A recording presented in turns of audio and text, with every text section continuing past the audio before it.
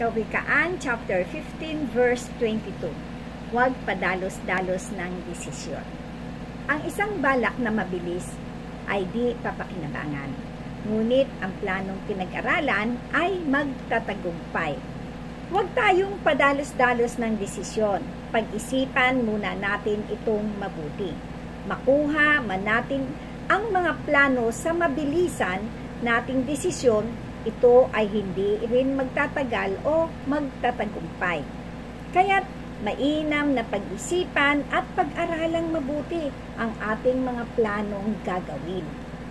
At higit sa lahat ay humingi tayo ng tulong sa ating Panginoon upang gabayan niya tayo sa ating mga plano o sa ating mga desisyon sa buhay.